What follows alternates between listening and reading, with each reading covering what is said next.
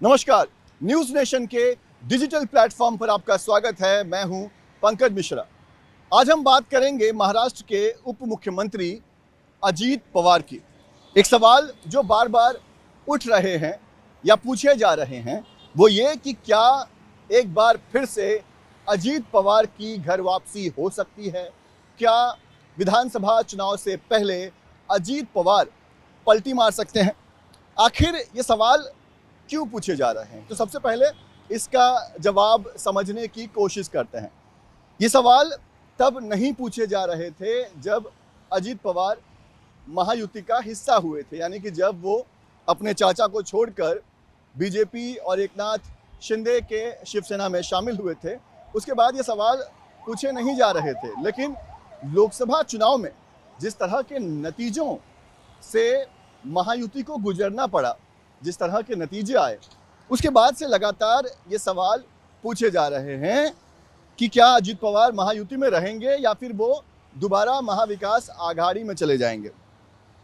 ये सवाल इसलिए भी पूछे जा रहे हैं क्योंकि हाल फिलहाल में खासतौर पर लोकसभा चुनाव के बाद अजीत पवार ने कई मंचों से जिस तरह के बयान दिए हैं वो सुनकर आपको लगता है कि क्या अजीत पवार घर वापसी कर सकते हैं, कि क्या एक बार फिर से उनका मन अपने चाचा की तरफ जाने के लिए व्याकुल हो रहा है।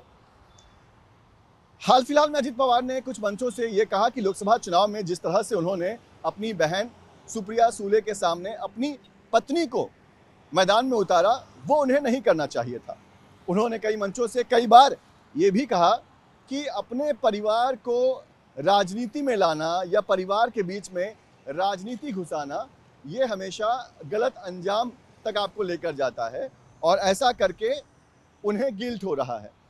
तो जिस तरह से वो अपने गिल्ट को सामने रख रहे हैं उसके वो एक कारण है कि लोग पूछ रहे हैं कि क्या अजीत पवार एक बार फिर से सॉफ्ट हो रहे हैं और क्या विधानसभा चुनाव से पहले वो एक बार फिर से अपने चाचा शरद पवार के साथ हो सकते हैं। इसके अलावा भी कई ऐसी बातें सामने आती रही हैं जिसके कारण ये सवाल पूछे जा रहे हैं। हाल फिलहाल में अजीत पवार गुट के कई नेता जो हैं वो बीजेपी के हिंदुत्व पर जो हैं वो हमला करते सुनाई पड़े, बीजेपी के हिंदुत्व के खिलाफ बोलते सुनाई पड़े। हालांकि अजीत पवार ने ऐसे जो नेता हैं उनके जो बीजेपी के खिलाफ या अपने ही साथी दलों के खिलाफ जो बयान देते हैं उन्हें अजीत पवार ने कहा है कि इस तरह के बयानों से वो बचें। लेकिन ये जब बातें सामने आती हैं तो सवाल जरूर उठते हैं कि क्या अजीत पवार जो हैं वो महायुति के साथ खुश नहीं हैं।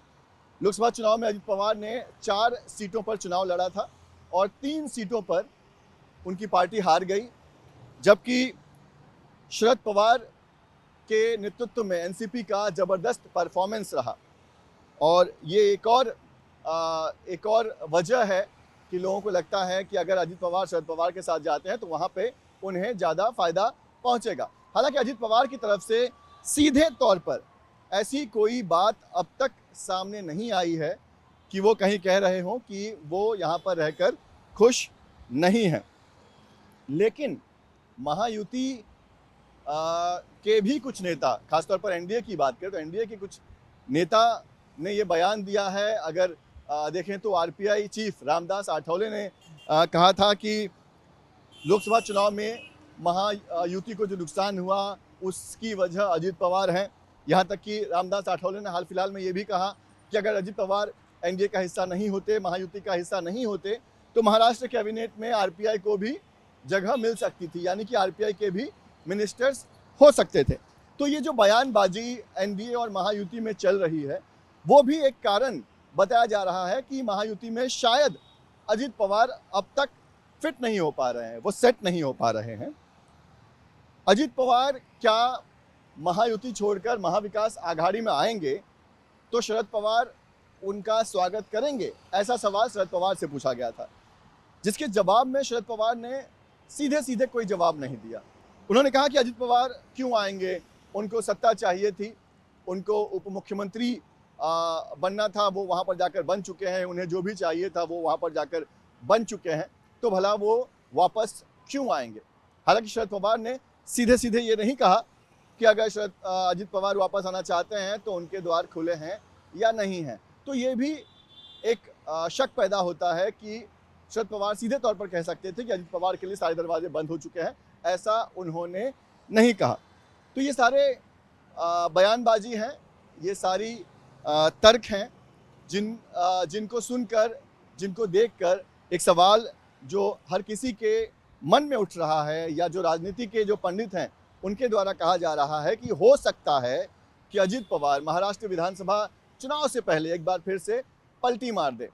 हालांकि एक तर्क ये भी दिया जा रहा है कि जिस तरह के लोकसभा चुनाव के नतीजे रहे और जिस तरह से अजित पवार को नुकसान हुआ, बीजेपी को नुकसान हुआ, उसके बाद एक रणनीति शायद इस तरह से की जाए कि अजित पवार को अकेले मैदान में उतारा जाए और विधानसभा चुनाव के बाद जब अजित पवार को अच्छा खासा वोट बैंक मिलता है, जब उनके कैंडिडेट्स जीत के आते हैं, तो उन्हें फिर से महायुति का हिस्सा बना दिया जाए। हालांकि ये कितना संभव है ये फिलहाल कहा नहीं जा सकता, ये कितना काम करेगा ये फिलहाल नहीं कहा जा सकता, लेकिन कहीं ना कहीं ये तमाम कारण हैं, ये तमाम बातें हैं जिनकी वजह से महाराष्ट्र में ये सवाल उठ रहे हैं और ये बात कही जा रही है कि हो सकता है कि महाराष्ट्र में विधानसभा चुनाव से पहले अजित पवार एक बार फिर पलटी मारकर अपने चाचा शरद पवार के साथ हाथ मिलाकर महाराष्ट्र विधानसभा चुनाव में चुनाव लड़ेंगे या चुनाव में उतरेंगे। वीडियो जर्नलिस्ट कामेश हल्दे के साथ Pankaj Mishra, news nation, Mumbai. News nation अब व्हाट्सएप पर खबरों के ताजा अपडेट के लिए न्यूज़ नेशन के इस QR कोड को स्कैन करें।